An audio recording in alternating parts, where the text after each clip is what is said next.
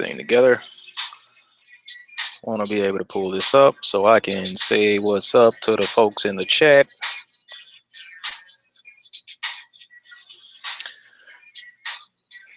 We might be starting a little bit late. Not really, just a little bit. KK, what's up? Straight A, what's good? What's going on? Chiz Lester, this is Andy from New York. What's up, Andy? Jay Legacy, Miguel Mojica, what's good? Gartrell McKinney, Shalom. Bible Book Club, what's up? Scud Money T, baby, what's happening? My man Ron Hagberg's in the house, putting in work in Florida. Love me right. Whoa. Chat's moving too fast. Eric Temple, what's happening?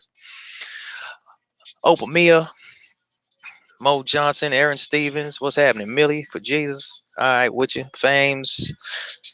All right, Frankie B, Miss Empress, hey lady. Stella Fella in the house. Jackie, green runs deep. All right. Celtics. All right, cool.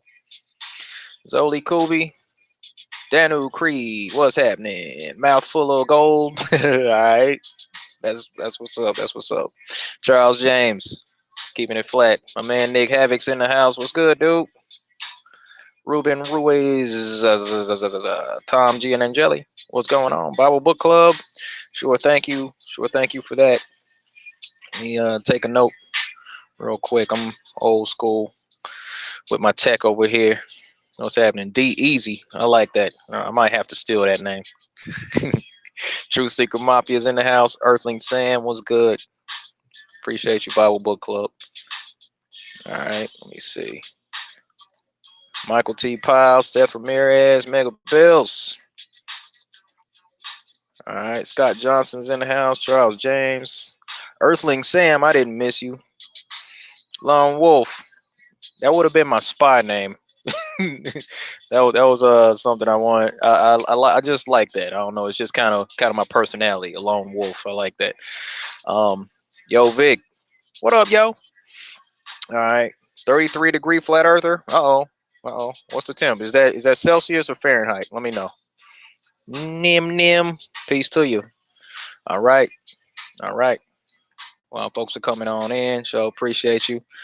Thank you, and I'd like to Purity One. Thank you very much.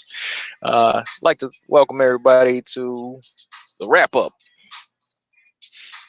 Just chatting about a few things that's been going on this week. Oh man, Flat Plain, Oregon. What's happening? Pool guy. Okay. All right. Let me see now. Taking my notes and all that. So thankful that everybody's showing up. Sure appreciate you all. I know you might be wondering where Vegan's at. We've been chatting back and forth. He's doing a stream right now on his channel, so it's all good. Media HC, what's happening? What's up, Rich? Let me see. What else was I going to chat about? What was that? Anyway, it'll come back or not. I'll be trying to interact with the chat because I got my phone right here, and I'm going to be, looking down, checking the chat often, see what's up. Like to interact with you, see what's happening. Got my phone right here, so we're all good. Okay, so yeah, that's one thing. Somebody said something happened to Eric Dubé. That somebody said that he was being shot. Said was that fake news? A bunch of question marks. I don't know. I haven't heard anything about Eric Dubé. I got a message earlier from someone saying that they had looked into it and hadn't heard anything. So I really don't know. But yeah, I do hope that nothing happened. I hope that was fake news, and I hope he's all right. You know what I'm saying? Eric Dubé, he's put in some good work. He does his thing. He was one of the folks that kickstarted this whole resurgence of flat Earth. So shout out to Eric Dubé. Hope everything's all right with him. For real. So, I confirm. Okay. Aaron Stevens said, I confirmed from Eric Dubé and he is fine. Okay, good. Very good. All right. So, um, yeah. Well, glad he's all right. So let me see now about this week. What happened? Okay, good. I'm glad that that was just rumors that somebody was just kind of spamming in the chat with that thing. I really don't want anything happen. Um, okay, so yeah, HG13 flying high now says, did I make up with red pill? No, we did not. We did not make up. Uh, so here, quick, quick synopsis on what went down with that, and no doubt this is going to be something that spreads throughout the community. So let me see. It's this morning there was a notification, so I was on Red Pill Philosophy's chat. You know, I'm at work. I'm doing some things. I'm just listening, seeing what's going on. Um, you know, things are kind of slow. We were having some breakfasts. We had like a, you know, kind of potluck, breakfast potluck. People brought stuff in, you know, to eat. So we were just kind of relaxing. So I'm eating some eating some breakfast, you know, listening to Red Pill Philosophy go over his thing um, concerning the uh, the documentary Behind the Curve. Listening to what he had to say about that. And he had some pretty good points. And he was talking about how, um, you know, he had convinced his dad to take a look at it. And let me see.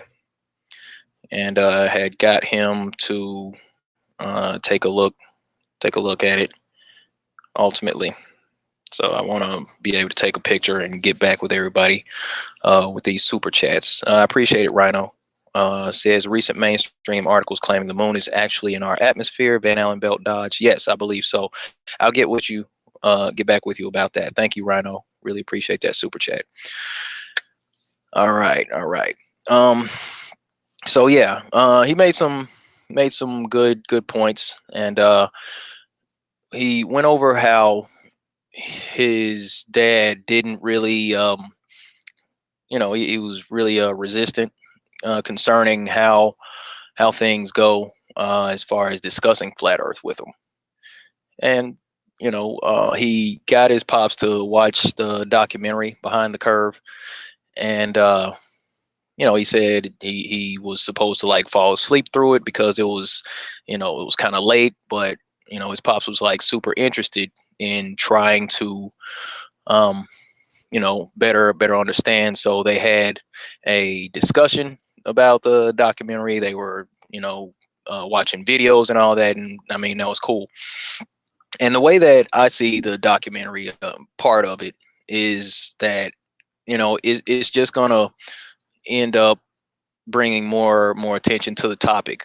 It basically legitimizes flat Earth as a topic worthy of discussion. It's kind of taking away the taboo, and I agree with him on that. It's taking away the taboo and making flat Earth more palatable to society, because there's going to be people um, you know, who weren't looking into flat Earth, who will look into it just because of that um, that documentary.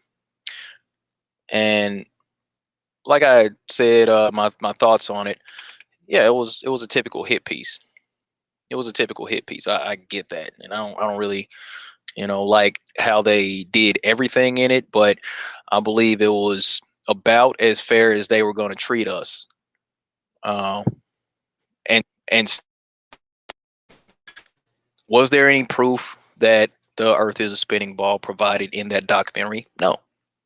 It was a hit piece. It wasn't a ways and means to prove that we live on a globe.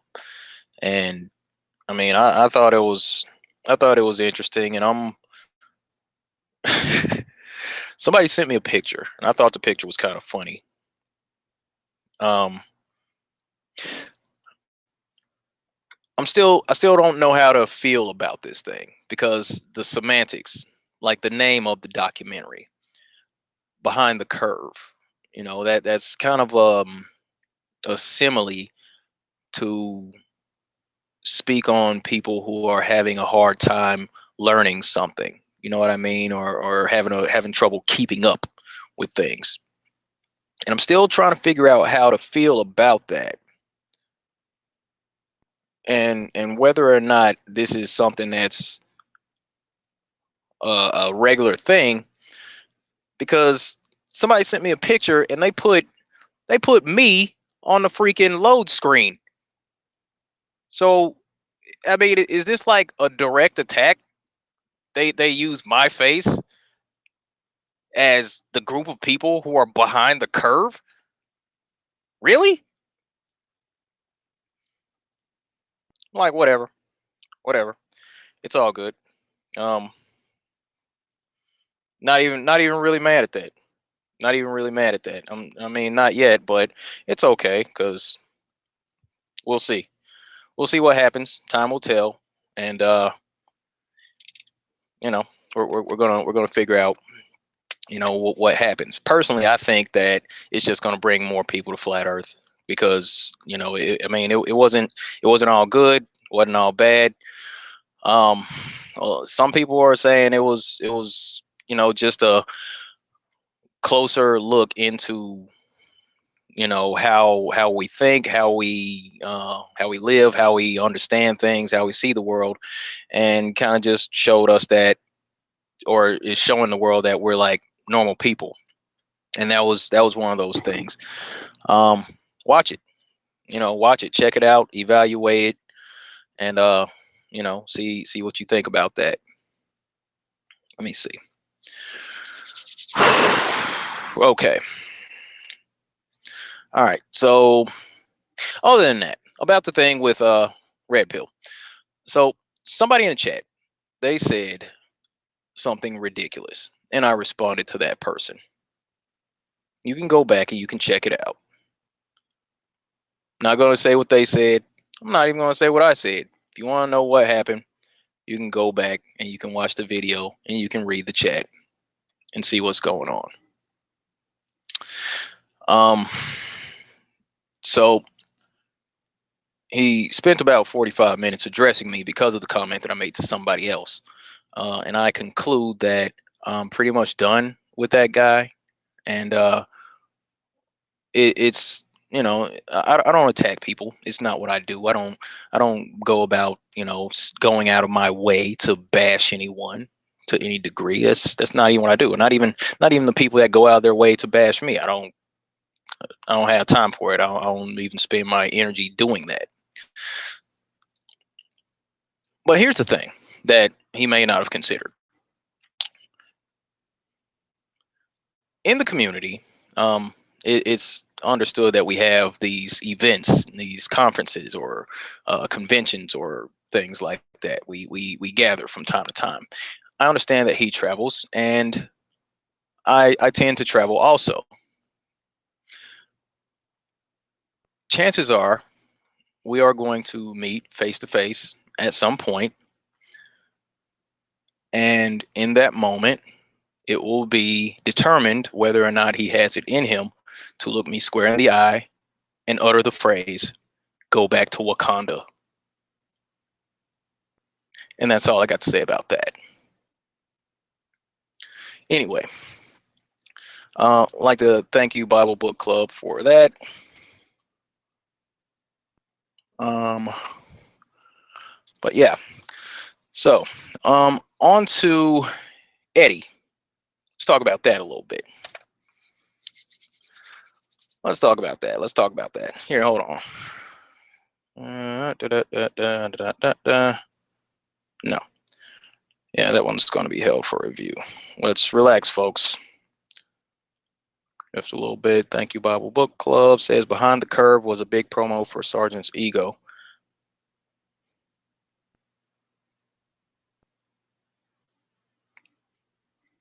They did try to paint him as the king of flat Earth.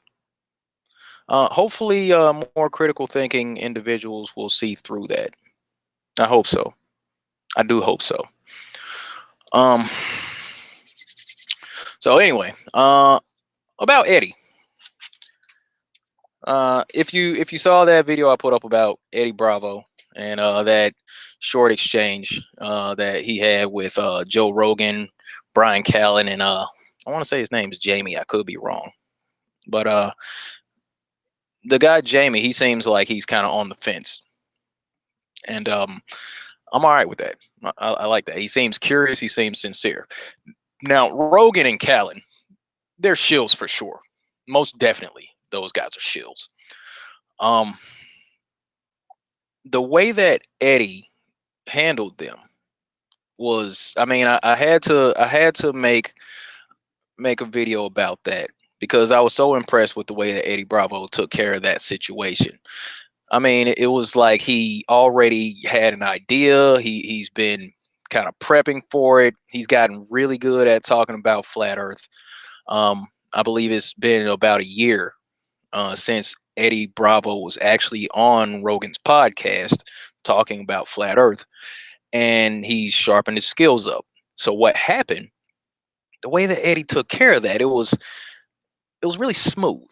I like how Eddie just kept his cool the whole time. He you know, before they even got started, he says, "Okay, so look, we can talk about this as long as we're joking about it. We're just keeping it light. We don't, we don't get angry because when it gets angry, we start yelling at each other. It's not fun anymore."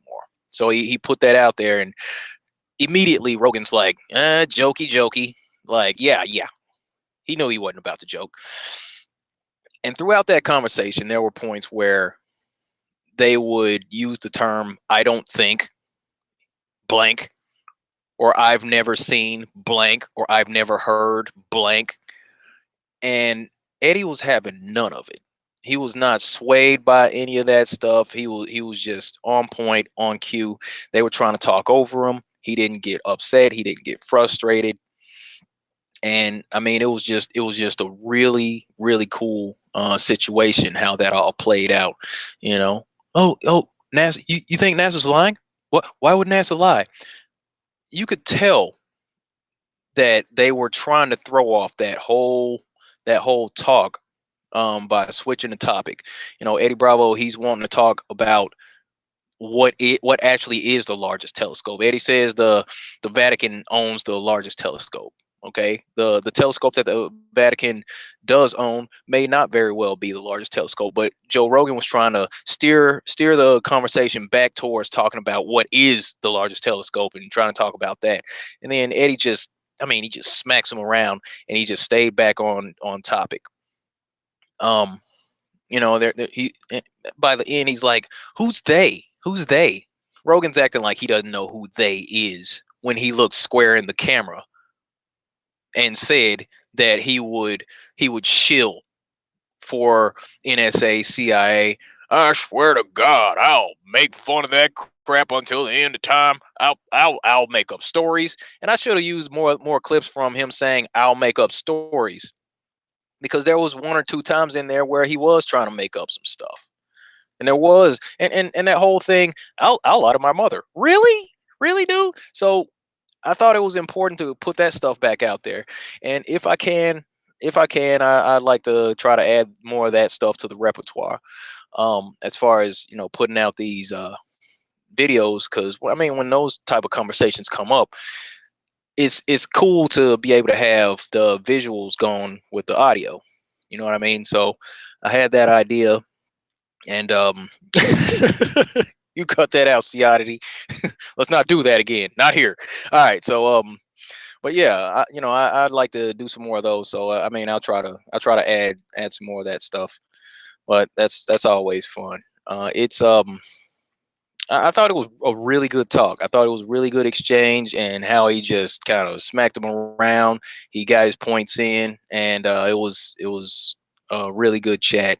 And I love the part where he just went off. He's like, "Look, it's not that, you know, we're gullible, and you guys are smart because you believe what's been told to us by, people who have been known to deceive. It's that we're not buying what they're saying because they've been proven to be liars, and you guys are believing the crazy stuff." We've been lied to about what's going on up there. What's or the ground that we walk on. Once you go flat, you never go back. I love what he said. That was my favorite part. And it was just a really good exchange. That whole way he went off about Reagan, the thing he did about Bush. It was like it popped into my head to just put those little clips in there just to back up what he was saying. So if I could do more of that stuff, I'll definitely be doing that. If it comes to me, but I got to be inspired to do these things. I'll see something. It's got to spark off in my head. I got to have the energy to do so. And thank you to Casey Walker. Sure appreciate you. Thank you very much. But yeah, I think Eddie killed that. I think Eddie killed it. So shout out to Eddie Bravo for making that happen. That was a really good, really good, really good chat. So yeah, about this moon. Let's talk a little bit about that. Now, I'm gonna get to this article in a little bit, but I wrote some things down just so I can just scribble my little notes just to try to keep me on track. Because I'm sitting over here, I'm trying to write down super chats and all that, and then I'm trying to look at the screen so I can maintain eye contact with you. I'm reading the chat, so I gotta have my notes. Okay, so all right. So one thing about this moon here.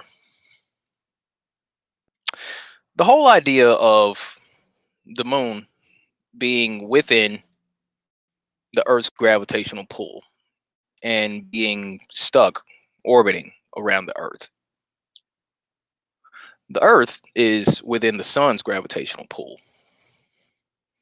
and it's stuck orbiting around the sun, as well as 5 other planets that are millions and millions of miles further away from the sun than the Earth is. Because if the sun's in the center, then all these other planets are way, way out here, and they're all stuck within the sun's gravitational pull, and they're all subjected to orbiting around the sun. That's what we're told according to the heliocentric model. Now, my thing about that moon that we see in the sky, that moon's a freaking weirdo. About that is, why is it that the moon is stuck within the Earth's gravitational pull, and that's why it's stuck orbiting around the Earth, and yet it's within the sun's gravitational pull, as is these other 5 planets out here, so far away?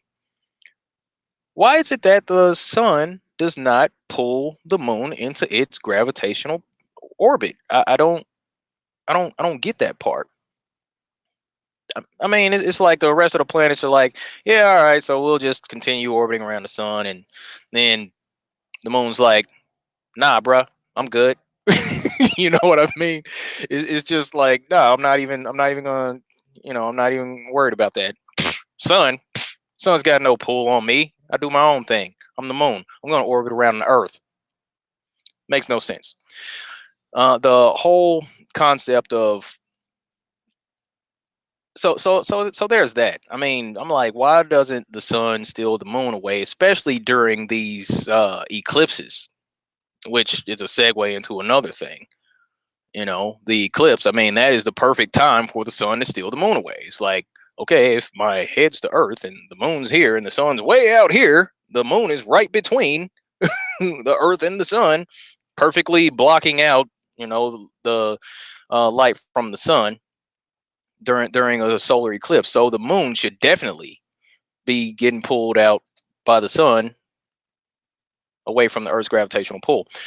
But another thing is that the moon happens to be 4 times smaller than the Earth, 239,000 miles away.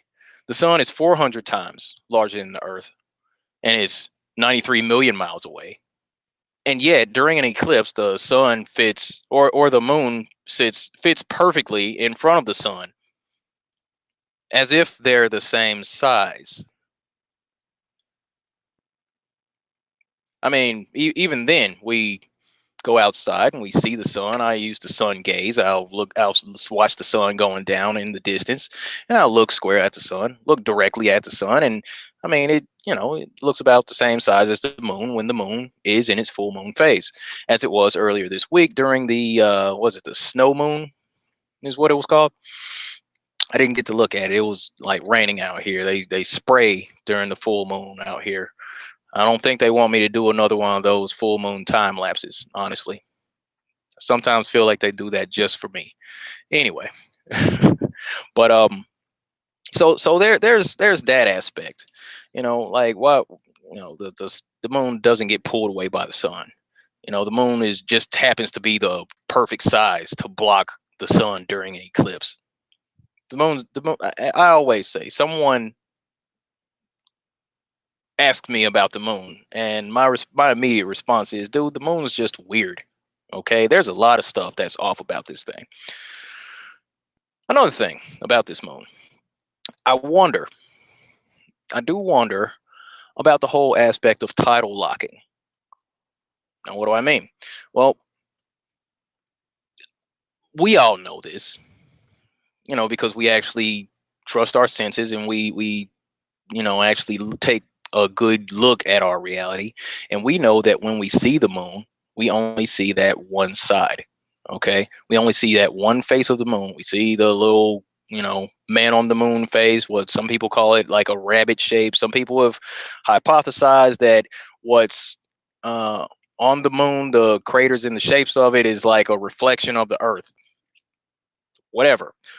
We all know, for one thing, that we only see that one side of the moon, that one face of the moon, which, prompts me to ask the question that, I mean, if we have the technology to send these satellites out into space and beam these crystal clear pictures back of all these planets and black holes and nebulas and whatnot, millions of light years away through space with these relay satellites and all that, why have we not sent a camera to the moon and faced that thing right back at the Earth and give us a 24-hour live stream of the Earth spinning from the moon? Because that face of the moon always points right back at Earth. So from the moon, we should be able to have a camera facing back at the Earth, sending us back a constant feed of the Earth spinning. Why we don't have that at this point, I really don't know. I really don't know. I mean, if the whole, if technology is so advanced, if we've actually been to the moon, if space travel is real, if NASA's budget permits it, I believe that the 24-hour live stream of the Earth spinning would be the most watched program on TV. Why don't we have that? Just wondering. Wolverine says we destroy that technology. Yeah, right. We put a camera on the moon in a nanosecond, but it's just that they destroyed the technology, and it's a painful process to build it back. Okay, so let me see now. Oh man. Yep. Let me see now. So that's just some of my things. That's just some of my things. That some of my concerns about this moon that we see in the skies. It's kind of weird. It's kind of weird if you actually apply some common sense to it. But here, let's get to this story because we've all heard about this thing. I want to get into this situation. Let's talk about this just a little bit. I know a lot of people saw this on RT, but there has been or have been multiple reports that have come out telling us something new, something that goes against what we've been told for a long time. Now, here's from Newsweek, Tech and Science section. Earth's atmosphere extends far beyond the moon, scientists discovered. And this is from yesterday. Yesterday morning, this was published. The Earth's atmosphere now extends far beyond the moon. Scientists discover. So it's got to be legit, right? Okay. So scientists have discovered Earth's atmosphere extends well beyond the moon, reaching out almost 400,000 miles into space. Using data from over 20 years ago, a team of researchers measured just how far the outermost part of the atmosphere goes, a region of space known as the geocorona. I'm thinking this is some new stuff, but let's keep going. The Earth's atmosphere is made up of layers of gas surrounding the planet and held in place by gravity. Of course, because gravity just explains it all, right? The different layers are known as the troposphere, the stratosphere, the mesosphere, and the thermosphere, and the exosphere. The geocorona, where the atmosphere merges with outer space, is a cloud of hydrogen atoms. In a study published in the Journal of Geophysical Research, Space Physics, researchers led by Igor of Russia's Space Research Institute found the geocorona extends twice the distance of the lunar orbit. The moon flies through the Earth's atmosphere, he said in a statement. We are not aware of it until we were not aware of it until we dusted off observations made over 2 decades ago by the Soho spacecraft. Somebody should be fired because you'd like to think that they should have picked up on that. I don't know, like so in the last 20 years, nobody picked up on that. They didn't put this stuff together.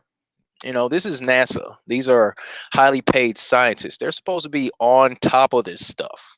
So it took 20 years for them to come to this new conclusion. Interesting.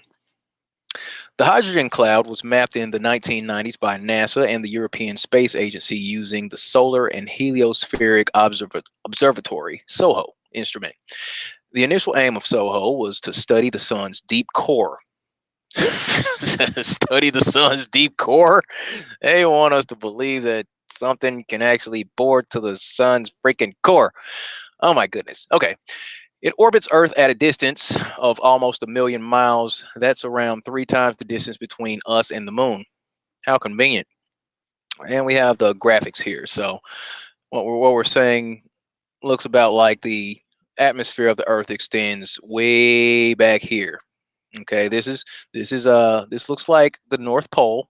Okay, we're doing the heads up view. Okay, so this is the North Pole here. This is the moon orbiting around the Earth, and here is where the Earth's atmosphere extends out to, according to this new shocking discovery.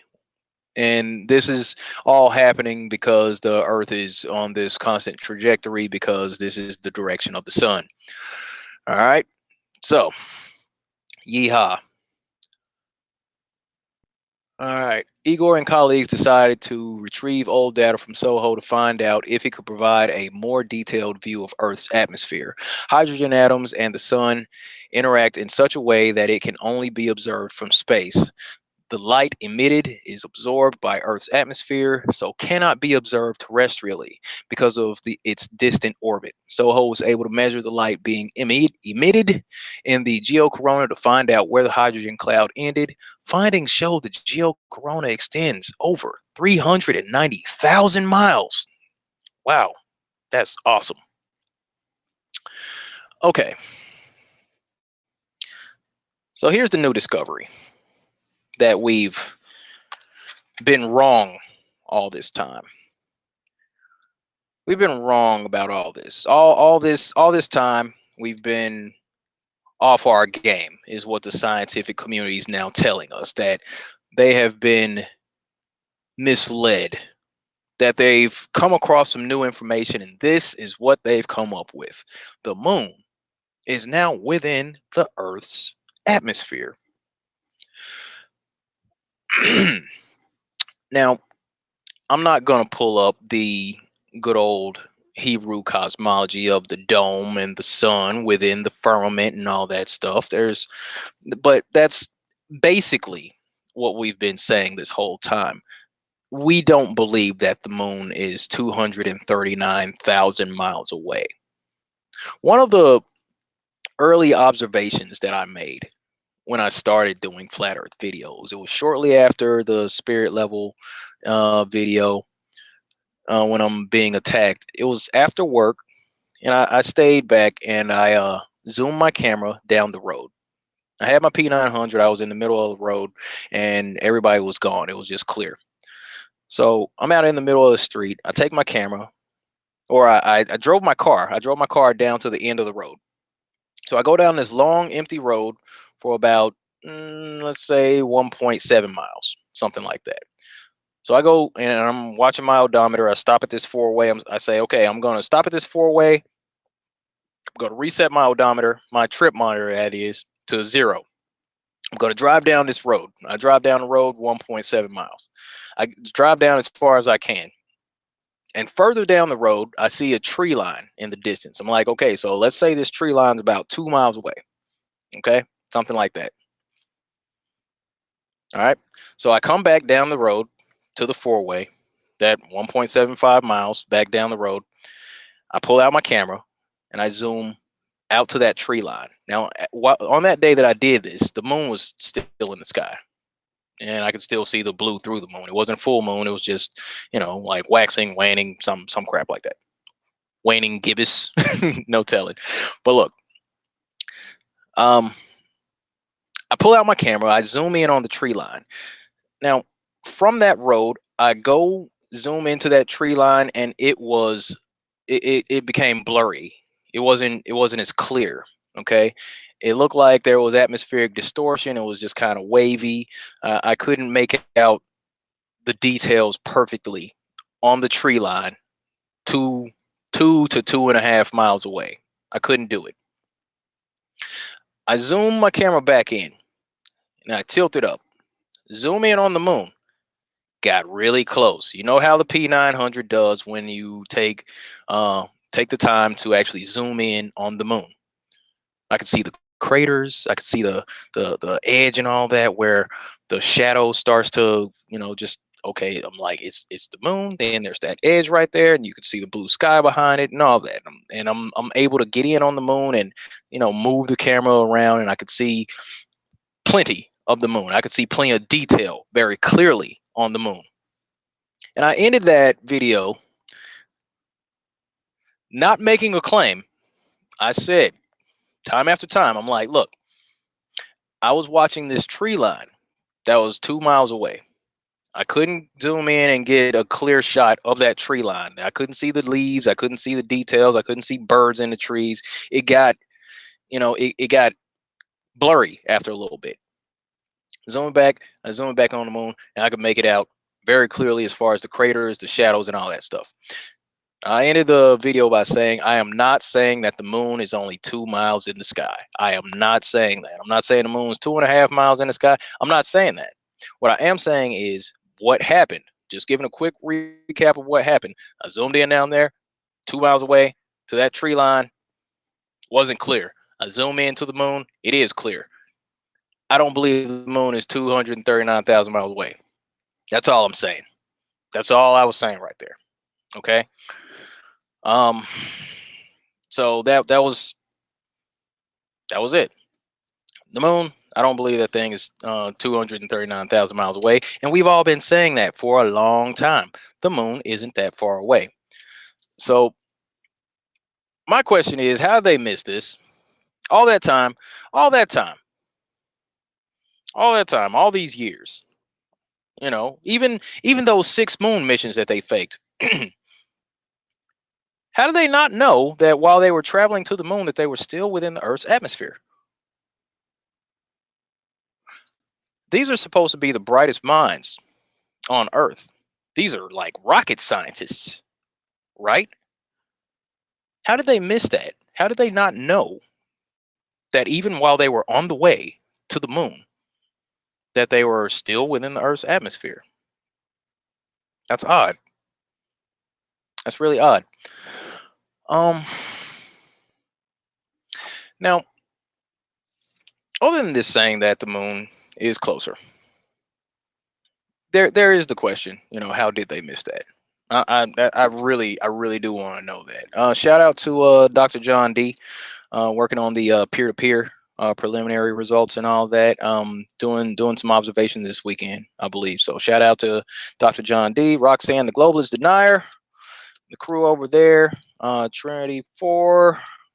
Who else? Lifting the lid on Robin. Yeah, they're making things happen over there. Let me see now. So Another thing, another thing concerning the Earth's atmosphere being so far away. Do you all remember all these movies, TV shows where it shows um the astronauts or whatever or spacecraft or asteroids and all that burning up on re-entry to the Earth? What's that about? It the burning coming back into the Earth's atmosphere. What isn't that what was being depicted? You all remember that? Shout out to Dave Marsh, my man. Dave Marsh does his thing. If you want to know anything about the moon, I'm not the guy. You want to talk to Dave Marsh. You want to check him out. Dave Marsh is the man. He's all on top of it. So that's another one of those questions that I have concerning the moon. That whole burning that whole burning back coming back into the Earth's atmosphere. You remember that stuff, right? I mean, even what they even did it on Superman. One of those movies. It's like, globes here. Okay, we're coming back into the Earth's atmosphere. What was that about? You all remember that, right? You remember that? Burning coming back into the Earth's atmosphere. Why was it showing us that they're all, being being set on fire coming back into the Earth's atmosphere if the Earth's atmosphere is freaking 400,000 miles away, and that there's this atmospheric gradient that extends out so many hundreds of thousands of miles. If they're only, let's say, 200 miles up and they're burning coming back into the Earth's atmosphere, what's that about? Earth's atmosphere is way the heck out there. You know what I mean? You feel me? It's another one of those things that don't make sense. And yet that's something that's been perpetuated. You know, is it is it them being deceptive? Was there something else going on? I mean, what if is it just the speed that they're coming back in? But it was always movies. It was always cartoons, wasn't it? I was thinking about that. That's something to consider. Flathead politics. What's up, man? I see you, Deontay Hightower. What's up? So, it, let me know if I'm crazy. Let me know if I'm crazy. Just wondering about these things. This is just stuff that I think about. Because atmosphere is way out here, Earth is right here. Coming back into the atmosphere, it's on fire. But the atmosphere is way out here, way out beyond the moon, right? How's that work? Just wondering. Just wondering. Um, Let me see. Oh, okay. So another one of these things gotta wonder about. And I believe this is damage control. I believe this is damage control. Says I'm still crazy. Yeah, maybe a little bit. It's okay to be a little weird in this society because this society's sick. So if you're not fitting in, you're all right with me. Um, Wait. Oh, okay. All right. I was like, did somebody time out Ron Hagberg? Who did it? I was gonna be upset. Anyway, but okay. So what I believe is going on now is that we are um in the midst of some serious damage control. And that's what I believe that this story is, because they just gave up another major point and they might very well be trying to move the goalpost with this new shocking staggering discovery about the Earth's atmosphere being so far away. I'm thinking that this is damage control along the lines of violating the second law of thermodynamics, that whole law of entropy. And I mean, specifically the question that I ask from time to time, and it's a question that I think makes really good sense. Makes a lot of sense, actually. Um, other than the Earth, can you give an example of a an enclosed system existing next to a vacuum without a physical barrier? That's it. It just doesn't. It just doesn't make any sense. It doesn't hold up. We're talking about the infinite vacuum of space is right next to the Earth, and here we are able to defy that daily just by breathing. What a vacuum does, I mean, just think about a vacuum. A vacuum sucks, you know? We've all seen Spaceballs, for example. Just keeping it simple is what I do. I know it might be silly, but seriously, you seen that movie Spaceballs? You remember how that goes? You remember at the end of Spaceballs when they had that giant starship that turned into a huge maid, and she had the vacuum. And what they did, they had the maid go to this planet. All right, yeah, Mega Maid. There you go, Bob. Mega Maid. They had Mega Maid pull up to this planet with the giant vacuum. Around that planet, there seemed to be some sort of solid barrier. And what happened to that planet? There was all kinds of chaos going on when Mega Maid when Mega Maid turned on that vacuum. People were losing air on the planet. Spaceballs actually told a lot of truth with that. Think about it. One second. Thank you, Gartrell McKinney. I sure appreciate you, man. Thanks for bringing this great family together every Friday night. Thank you. I appreciate the opportunity to do so. I really do. This is fun to me. There's lots of fun. I really appreciate being in a position to bring people together. I really do. Um, but let's think about this.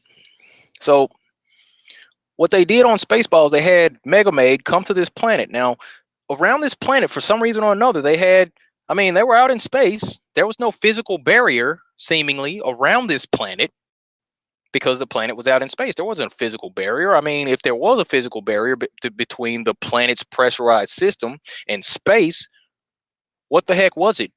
And who built a physical barrier around that planet? But the issue on Spaceballs was that Bob, you how many times have you seen that Planet Druidia? Good lord! All right, so what happened was they have the maid pull up to this planet, turn on the vacuum, and start pulling the air out of the atmosphere on this planet, and people start losing their breath. I mean, the princess was like, "Oh, we can't breathe." That's exactly what would happen in the whole heliocentric model, except there is no physical barrier around planet Earth according to the heliocentric model. There is no physical barrier around the Earth. We are supposedly next to a vacuum without a physical barrier. So why is all the air not being pulled from the Earth, and why are we all able to breathe still? Think about it. Just think about it. I like how I actually like how Spaceballs did that. I haven't seen that movie in years, and it just popped back in my head. Yeah, pretty cool. But I mean, that's the thing. It keeps it really simple, really simple. A vacuum is going to pull air out. We're next to supposedly the most powerful vacuum. Period. Period. The most powerful vacuum is supposed to be space, and here we are next to this most powerful vacuum ever, the infinite vacuum of space, and nothing's going on. We're just walking around like nothing, it's all good. Oh yeah, the most dense air comes back to the earth because of gravity and all that, and there's pressure gradients out into space, and don't worry about the vacuum. That doesn't make any sense. It doesn't make any sense at all. There is that, in my opinion. I use the example of the a can of air, the compressed air that you use to clean out your keyboard and all that. Okay, you take that can, you take a knife, you puncture it. What's going to happen? The air is going to rush out of the can because the air wants to stabilize itself. That's that's what it does. That's how that happens. When you shake up your can of soda and you pop that lid and the soda comes out, the bubbles and all that. That's just the air trying to normalize itself. It's just trying to stabilize. It's trying to create stability. Air always finds its level. No, anyway, I'm just playing. But so that's what happens with that. Okay, so I believe that them putting out that story about the Earth's atmosphere extending out that far, I think that's supposed to be damage control because a lot of people are figuring out that whole aspect of enclosed system next to a vacuum, no physical barrier. It makes no sense. So how is space travel a thing? How did they go to the moon if they can't get through the Van Allen belts? Heck, so you're saying now not only is the moon within the Earth's atmosphere, now what you're saying is low Earth orbit is also in the Earth's atmosphere, and the Van Allen radiation belts are also within the Earth's atmosphere. Is that what you're trying to say? This thing's falling apart, man. They just put a lot more holes in that globe model. They just put a lot more holes in the globe model with this new shocking announcement. Oh man, Sleeping Bear, what's up? You wanna Owen Benjamin's folks? Sleeping Bear? That's cool. Anyway, all right, so all right, enough of that. Enough about that. Enough about that. All right, so let me see. That was a second law. I just wanted to chat some more about that. I mean, come on now. Vacuum? Nope. What the heck? That's awesome. Oh, now, the last thing I want to hit on, and this is something that we discuss, and I mean, it goes into a few different aspects. We can talk about geoengineering with this whole thing. Oh, yeah, tidal locking. Let me talk about that a little bit. I didn't talk about that. Back to tidal locking now. The moon only shows us that one face, and this is because of tidal locking. Okay, so the moon doesn't so much rotate as much as it just spins like a wheel is all we see. Because I mean, you're in Australia, you see the moon spin. It's like on one side you're in the northern um, hemiplane, and you're gonna see the moon spin another way. Okay, you're gonna see the face in a different orientation. Okay, why is it that the Earth is still spinning though? Do other planets tidally locked to the sun because of the sun's gravitational pull? Is the moon tidally locked to the Earth because of the gravitational pull? Does gravity not work the same way with the other planets? Because the Earth is spinning, right? According to the globe model, Earth is spinning. Yeah, we're not always showing one side of the Earth to the sun, are we? No, of course not. We're orbiting. We're spinning around the sun, right? The sun sees all sides of planet Earth. So why aren't we tidally locked? Again, I'm questioning the gravitational pull of the sun and how that whole situation works. Doesn't make any sense. The moon does its own thing, and I think actually the moon is kind of a big problem. The moon's kind of a big problem. If people actually start to look at that and make some logical conclusions, come up with some good questions concerning how the moon works.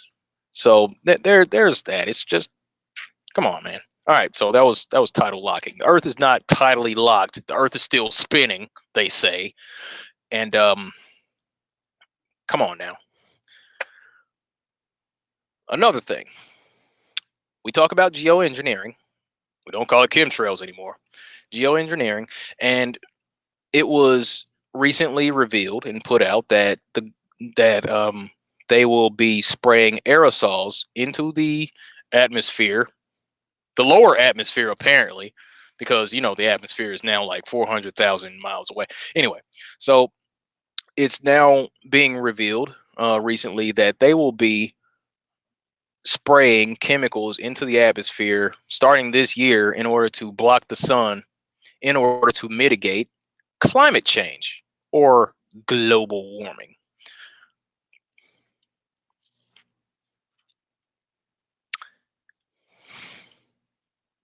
If our atmosphere is now 400,000 miles away, or extends out 400,000 miles away, why do they need to spray so much so close to the Earth to mitigate climate change?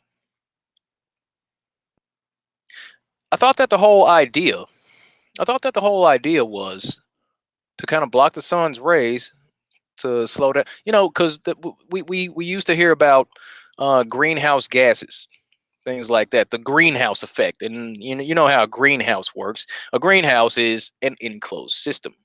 Inside, when you're inside a greenhouse, there's actually a physical barrier. Is the thing. Hint, hint. So this whole idea of climate change and all that, I believe that, and now it's going to take someone who's looked into this a lot closer. No, it's not a vape pen. This is a regular. Come on now, skillcraft. It's this is a problem, I believe. I believe this whole paradigm of now moving the atmosphere out so far is a new problem concerning climate change, because now it's like the atmosphere is so far out here.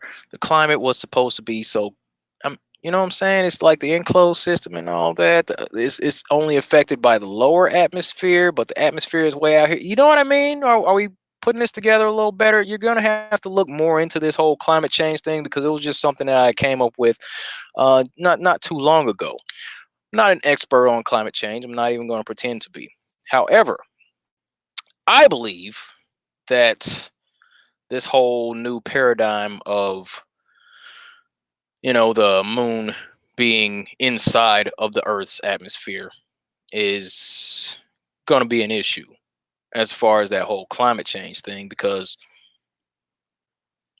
the atmosphere has now been exponentially extended out so much further than we thought, has it not?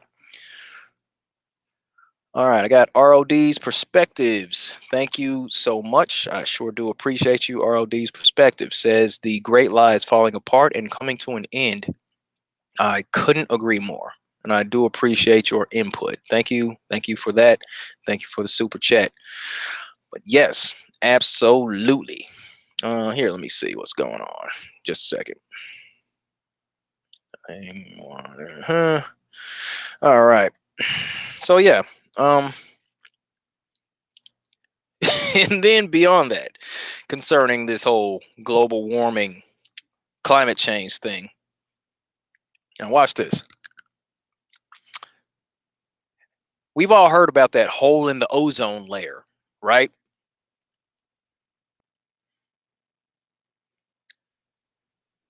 I was always under the impression that the hole in the ozone was a whole lot closer. Again, we're going to have to get some people to look into this whole climate change thing and how the atmosphere, or the proximity of the atmosphere, it plays in relation to climate change, or global warming, as they call it. But the ozone layer, or the hole in the ozone layer, that is, so that's now beyond the moon too. Is that out 400,000 miles away? Where is that hole? Where is that hole in the ozone layer? Is that like low Earth orbit, between 90 and 1,200 miles away from the surface of the Earth? Is a hole in the ozone layer now? What is it? Is it like a little bit past the moon? Is it the hole that they went through in order to get to the moon? Somebody, come on now. I'm saying, because we were all we were all spraying hairspray and all that, putting carbon dioxide into the air and all that. Way too much, and that caused a hole in the ozone layer. And then we heard a lot about that in the late 80s, early 90s. The hole in the ozone layer. Where is it? What's the distance of it now? I am wondering. Now that we know that the atmosphere is out beyond the moon, 400,000 miles away, cow farts, you cut that out. Now that we know that the atmosphere is so far away, where is the hole in the ozone? Is that what, 200,000 miles away? Is it 300,000? Is it on the edge of the atmosphere where it goes from pressurized to, not so much pressurized, and it's less pressure, and bam, it's a vacuum? Where's the hole in the ozone layer, man? See, that we're gonna have to. They got to go back to the drawing board on some of this stuff. We got questions. We got questions. That's all I'm saying. I mean, it doesn't make any sense. This whole thing's falling apart. Like you said, Rod. Like you said, this whole thing's falling apart. We're gonna have questions, and we're gonna need some answers from the scientific community. Toot sweet. Gonna need those real quick. So yeah, that's the end of my notes. Just hanging out. I'll get in the chat, say what's up. We just got some things that we need to figure out. I mean, that whole situation, that whole paradigm where they are now moving the globe goalpost. This is craziness. This is craziness. Huh?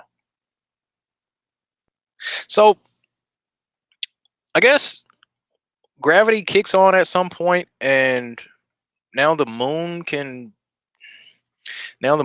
still do that orbiting thing within the Earth's atmosphere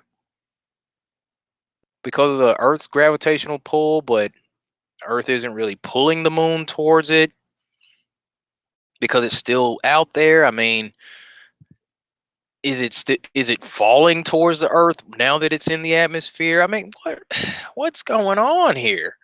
What the heck's going on here? Oh yeah, you said they control gravity. Stop playing. I know, right? Gravity's a weird thing. Let me see. Wait, what? Bob said they are saying the atmospheric density around the moon is 1/5 of an atom per cubic centimeters. So they put these things out and expect people not to pick up on it. Don't ask any questions and just go with it, folks. And they believe it. And that's one of those things that we don't really get into. It's crazy. It's crazy. Um, that's this is nuts. My goodness. We got moons that are tidally locked. We got Earth still spinning. We got the moon's ignoring the sun's gravitational pull while these other planets are subjected to it. The ozone layers now hundreds of thousands of miles away, but we got to spray so close within 10 miles of the Earth's surface. We gotta spray stuff in the lower atmosphere, the extreme lower atmosphere, in order to mitigate climate change now. Interesting stuff going on. These are weird times.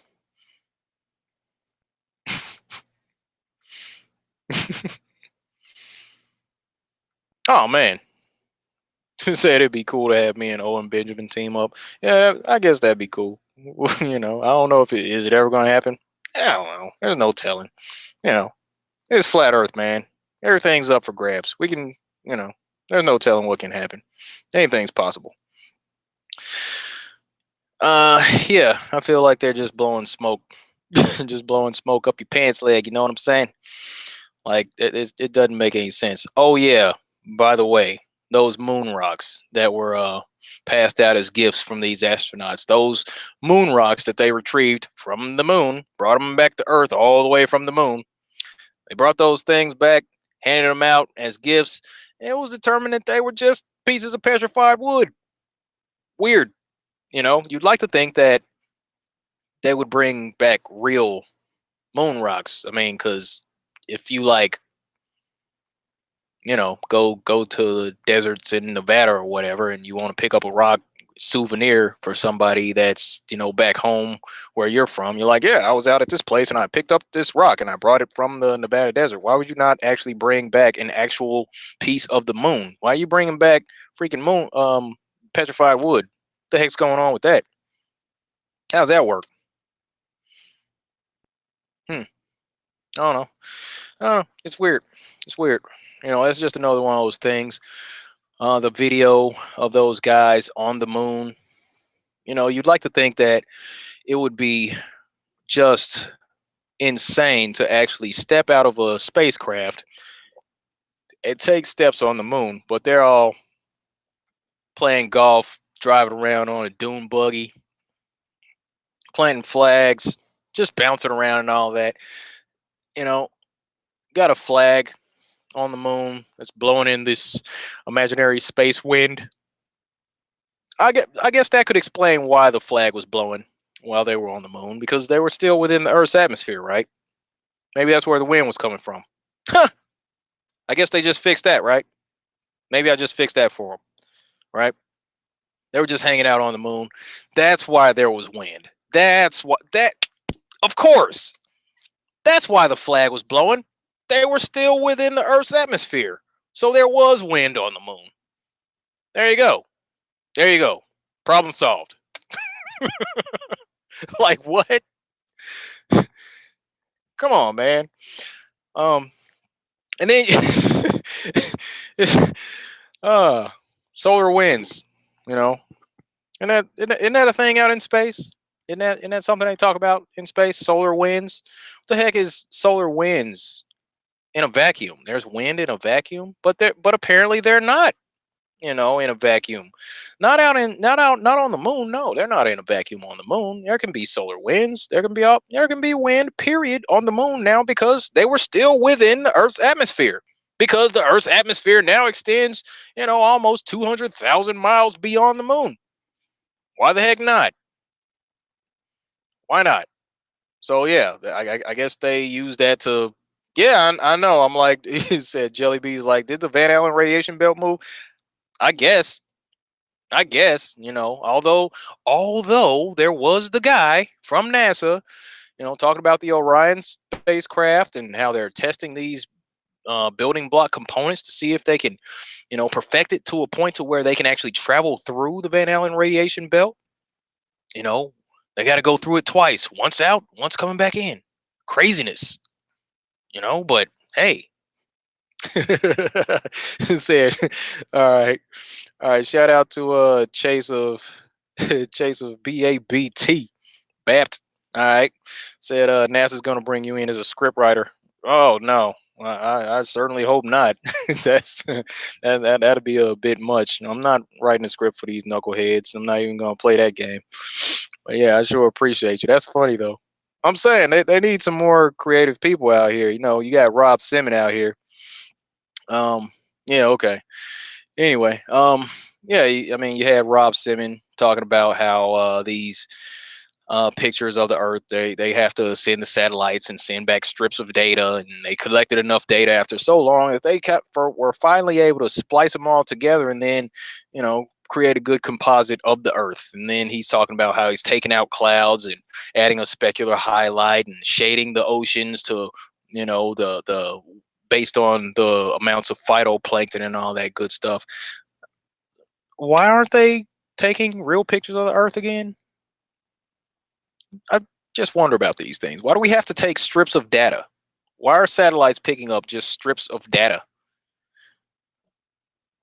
when they're sending satellites? They're sending there's a rover on Mars, apparently. They sent the probe to the sun.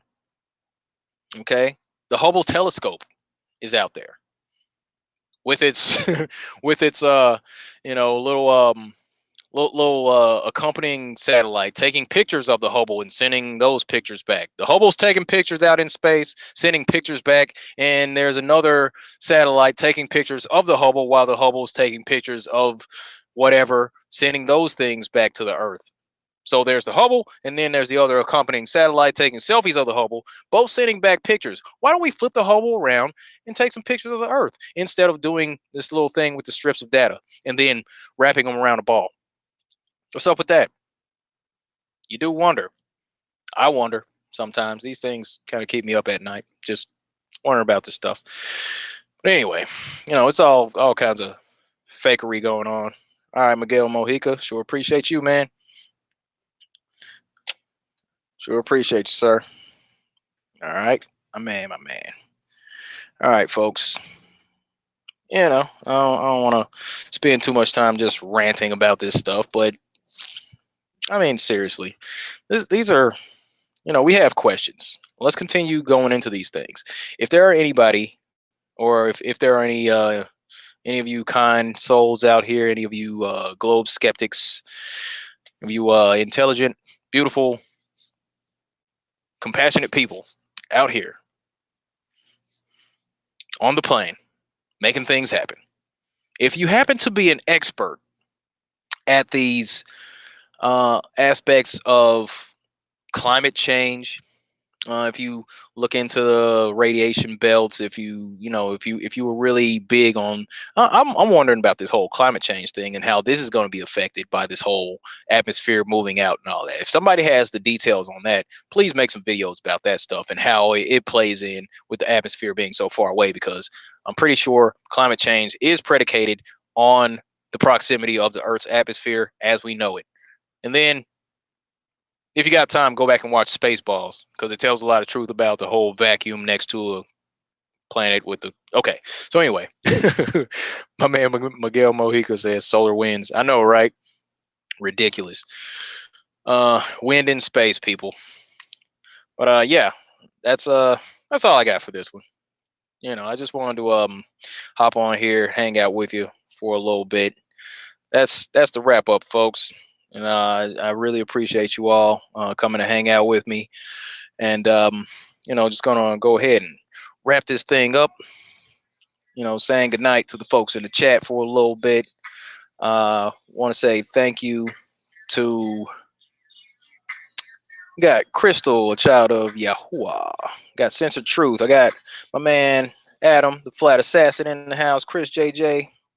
Beats Matters. What's up? Yeah, it's called Harps. Yeah, it is.